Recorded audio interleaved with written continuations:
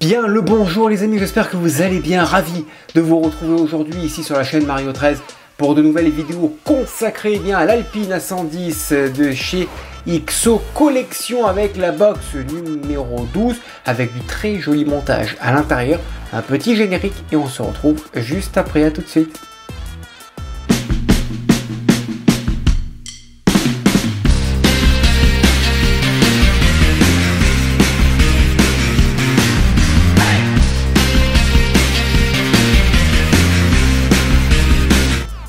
Allez, c'est parti aujourd'hui pour la box numéro 12 de la Sublime Alpine avec un fascicule vraiment bien enrichi avec pas mal de pages. La GTA entre en piste. Pas mal de belles histoires, de belles photos à lire dans cette box numéro 12.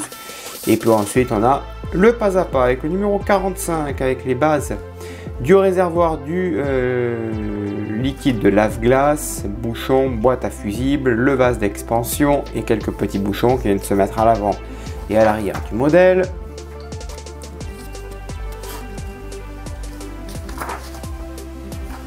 Le numéro 46, c'est le réservoir d'essence avec en prime le boîtier à pile. Alors c'est du 3 volts, donc moi perso les modèles en 3 volts, c'est-à-dire en 2 piles, je ne les mets pas sur secteur parce que ça n'a pas lieu d'être mis sur secteur. En général quand c'est sur 2 piles, c'est qu'il y a très peu d'électronique, c'est qu'il y a le basique en fait, hein. Il y a juste les phares avant, les feux avant, les phares arrière, les feux stop, la petite LED du toit. Et ça s'arrête là, il n'y a pas de grande fonctionnalité qui me justifie que ça va tirer beaucoup de puissance et que la pile va se vider en 10 minutes. Donc j'ai pas lieu de mettre ça sur secteur, quoi. Donc voilà, donc ça restera comme ça. Si on part sur du 4,5 volts en 3 piles, là à ce moment là je passerai sur secteur, mais là 3 volts ça reste sur pile. Voilà, donc on va monter ça, l'interrupteur ici. Ensuite, le 47, on a, vous voyez, la carte électronique avec le circuit imprimé, je vous l'ai dit, les câbles numérotés que l'on va installer, tous les petits boutons. On vérifiera, on regardera à quoi correspond ensuite tous ces petits câbles. On les scotchera ensemble ici, on les fera ressortir. On mettra les deux petites piles pour, je pense, pour tester l'ensemble. Ouais, pour tester l'ensemble. Et puis ça sera tout pour cette box numéro 12. Allez, c'est parti, on passe au montage, on y va. Allez, pour commencer, on va prendre le bouchon et le vase d'expansion. On va les positionner par-dessus, comme ceci. On essaye de le clipser, voilà, ce qui donne ce résultat. Ensuite, on vient le positionner ici et par en dessous, on vient le fixer là avec une petite vis AP. Allez, c'est parti. On retourne tout ça proprement. Voilà. Et on récupère tout ça.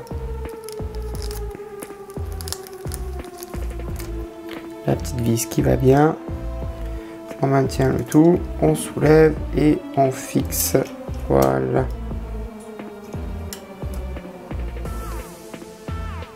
Voilà. Ensuite, on va prendre la base du réservoir du liquide de la glace que l'on positionne ici, que l'on fixe avec une vis SM. Voilà. Ça sera bien en place. Parfait. Voilà. Et une fois que c'est fixé, on va venir y mettre le petit capuchon ici par-dessus et on vient le fixer par-dessus avec une vis capée. Et ensuite, eh bien, on vient y mettre le petit bouchon par-dessus délicatement pour venir refermer le tout. Voilà, ceci étant monté. Et ensuite, pour terminer cette étape, on va monter les deux boîtes à fusibles qui viennent se mettre ici, là, boîte à fusible de couleur verte, ici. Donc on les prend avec deux petites vis QM, tout simplement, et on vient les fixer. Alors, on va en mettre une. ici, hop, voilà, et on fixe ça délicatement. Voilà.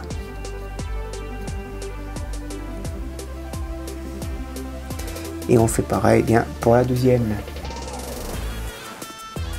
Numéro 46, boîtier à pile, ici, tout simplement. Et c'est là où je m'aperçois qu'en fait,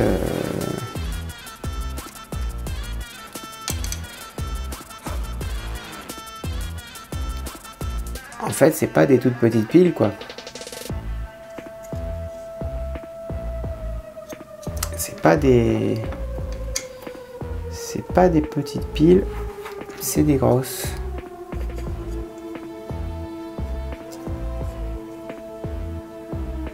Mais bon, ça reste quand même du 3 volts. Du coup, on met les deux petits bouchons sur les réservoirs de liquide de frein, comme ceci. Voilà. Comme ça. Voilà. Et ensuite, ici sur le côté, on va venir les fixer avec deux vis BP.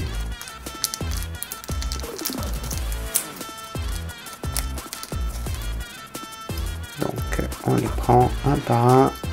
On le positionne ici. Voilà, on le maintient et on le fixe avec la vis BP en question qui va maintenir le tout proprement. Voilà, et on fait pareil pour le deuxième. Ensuite, on va fixer l'interrupteur. Donc, les deux petits câbles ici à gauche, tout simplement, on le fait passer. Voilà, on le maintient et à l'intérieur, on y met deux vis SP.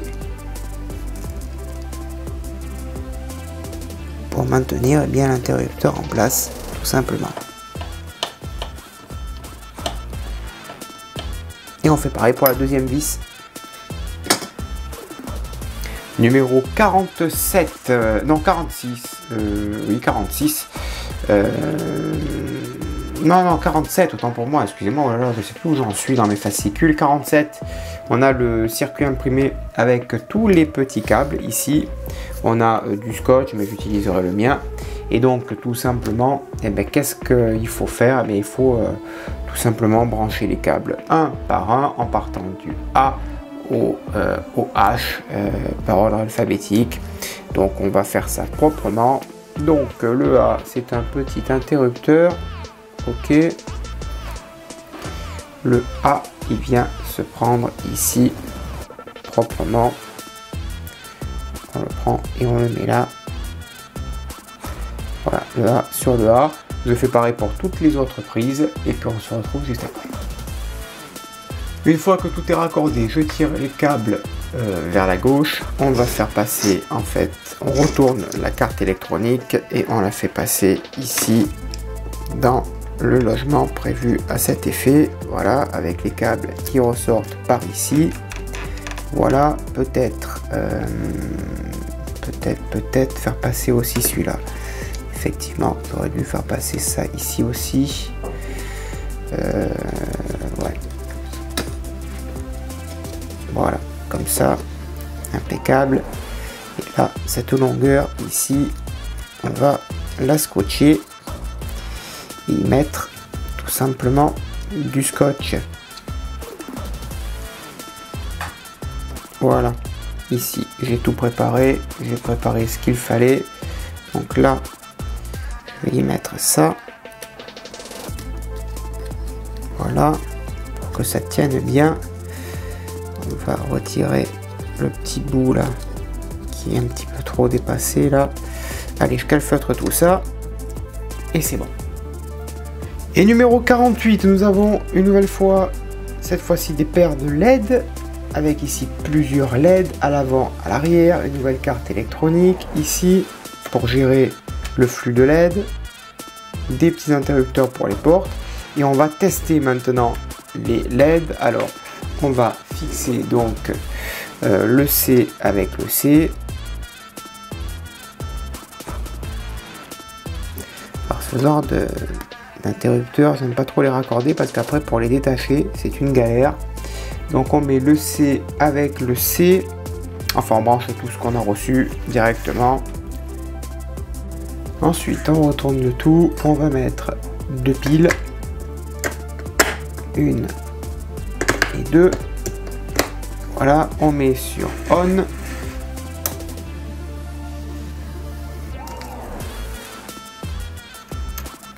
Et donc, qu'est-ce qui devrait se passer quand on met sur on?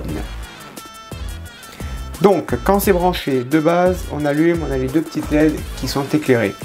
On a un interrupteur ici. Quand on l'appuie, il y a tout qui s'allume ici. On a une petite carte électronique ici pour le tableau de bord avec 3 LED. On a les 2 LED feu arrière et on a les 6 lumières qui s'allument. Donc un petit appui, hop, ça s'éteint, ça se rallume, ça s'éteint, ça se rallume, ça c'est parfait. Donc ça c'est pour tableau de bord, habitacle et feu de position arrière. Ok. Et donc on appuie, on éteint pour on appuie pour allumer et éteindre. Ensuite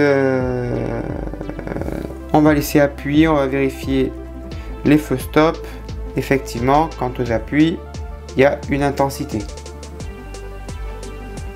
Si j'éteins, j'appuie, effectivement, ça s'allume. Pour la pédale, parfait. Et ensuite,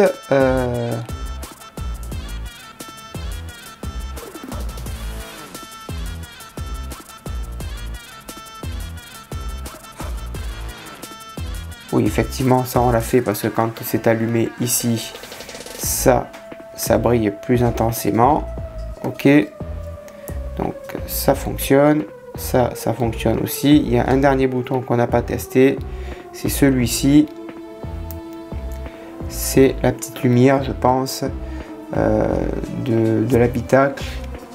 Est-ce qu'ils en parlent derrière? Ils vont en parler, ouais, ils en parlent ici. C'est la lumière H, interrupteur, flèche rouge.